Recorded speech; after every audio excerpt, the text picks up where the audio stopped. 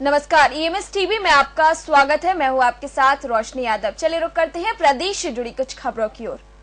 मुख्यमंत्री कन्यादान योजना में विकलांग गैस एजेंसी संचालक से भुगतान के लिए मांगी जा रही घूस के खुलासे को सामाजिक न्याय विभाग ने गंभीरता से लिया है। विभागीय मंत्री गोपाल भार्गव ने कहा है कि ये मामला संवेदनाओं से जुड़ा होने के साथ सरकार की जीरो टॉलरेंस नीति के खिलाफ है। भोपाल से अफसर भेजकर जिले से पूरा रिकॉर्ड बुलाया जाएगा। इसमें षड्यंत्र पाया गया तो दोषियों के खिलाफ सख्त कार्रवाई होगी। और वहीं अध्यापकों की लंबे समय से चली आ रही छठवां वेतनमान देने की मांग पर मंगलवार को शिवराज कैबिनेट ने औपचारिक तौर पर मुहर लगा दी है। अध्यापकों को 1 जनवरी 2016 से नया वेतनमान मिलेगा। इससे लगभग 2.5 लाख अध्यापकों को फायदा होगा।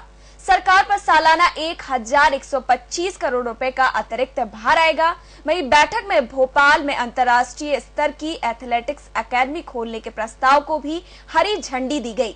मुख्यमंत्री शिवराज सिंह चौहान की अध्यक्षता में मंगलवार को मंत्रालय में हुई कैबिनेट की बैठक में स्कूल शिक्षा विभाग के अध्यापकों को छठवां वेतनमान देने के प्रस्ताव को मंजूरी दी गई है।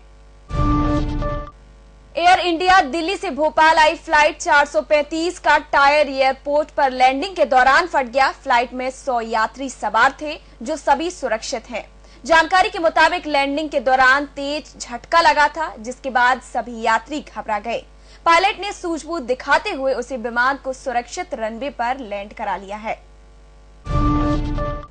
मुख्यमंत्री शिवराज सिंह चौहान ने मंत्रियों को हिदायत दी है कि विभाग की योजनाओं पर बारीक निगाह रखें। मैदानी घोषणाएं कागज पर ही न रह जाएं। विभागीय समीक्षा में आने से पहले मंत्री खुद समीक्षा करें। सरकार की प्रमुख योजनाओं की छोटी से छोटी जानकारी पता करें। हर माह देखें कि क्रियान्वयन ठीक से हो रहा है या नहीं। मंगलवार को मंत्रिमंडल की बैठक के बाद अनौपचारिक चर्चा में मुख्यमंत्री ने मंत्रियों से कहा है कि यह देखें कि हम वास्तव में कहां खड़े हैं, कहां जाना है, यह पहले से तय होना चाहिए। देश में किन्नरों की आबादी करीब 5 लाख है। केंद्र सरकार जल्द ही इनके आर्थिक, सामाजिक और शैक्षणिक विकास के लिए भी योजना ला रही है। बजट सत्र में विधेयक लाकर उनके लिए नया कानून भी बनेगा। किन्नरों को अनुसूचित जाति और अनुसूचित जनजाति की तरह नौकरियों में आरक्षण देने पर भी विचार किया जा रहा है। यह जानकारी मंगलवार को केंद्रीय सामाजिक न्याय और अधिकारिता मंत्री थावरचंद गहलोत ने एक चर्चा में दी। उन्होंने बताया कि उनके मंत्रालय ने इस संबंध में अभी सभी राज्यों से सुझाव मांगे हैं। इटारसी से इलाज कराकर ट्रेन से लौट रही 35 साल की महिला के साथ गैंगरेप का मामला सामने आया है। महिला इटारसी में आउटर पर उतरी थी। पहले उसे लूटा गया और फिर गैंगरेप की वारदात को अंजाम दिया गया। इस मामले में पुलिस ने 3 आरोपियों को अरेस्ट किया है।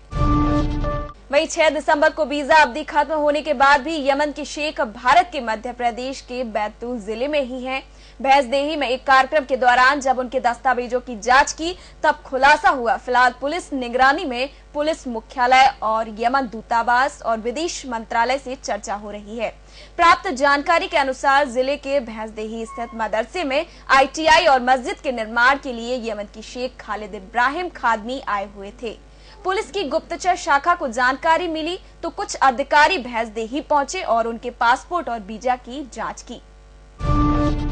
इंदौर की सिलिकॉन सिटी में चल रहे बड़े सेक्स रैकेट का खुलासा राजेंद्र नगर पुलिस ने कर दिया है। पुलिस ने 4 लड़कियां और 7 लड़कों को गिरफ्तार किया है। मुख्य आरोपी ने पूछताछ में कबूला कि वे पिछले 1 साल से देह व्यापार चला रहे हैं, लेकिन पुलिस को भनक तक नहीं लगी।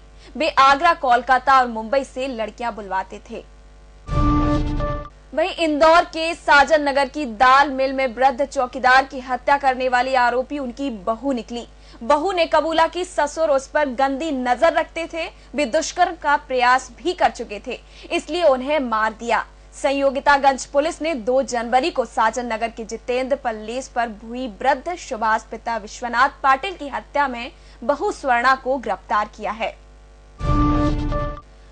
वहीं ग्वालियर की एक कॉलोनी में बने पार्क में मंदिर और दरगाह को तोड़ने के लिए नगर निगम का अमला पहुंचा तो हिंदू और मुस्लिम संगठन एक होकर आ गए।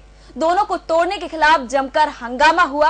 अंत में अफसरों ने कोर्ट का आदेश दिखाया तो दोनों संगठन धार्मिक स्थान से हटाने को सहमत हो गए। अब जल्दी ही धार्मिक विधि से दोनों स्थानों को हटाया जाएगा। ये दोनों धार्मिक स्थान समाधियां कॉलोनी के पार्क में हैं। पार्क के एक कोने में मंदिर बना हुआ है तो दूसरे कोने पर दरगाह है। आसपास के लोग यहाँ पर पूजा भी करते हैं। फिलहाल इस बुलेटिन में इतना ही। आगे बने रहिए emstv.in पर। आगे खबरें देखने के लिए आप हमारे एंड्रॉइड ऐप पर भी जा सकते हैं। नमस्कार।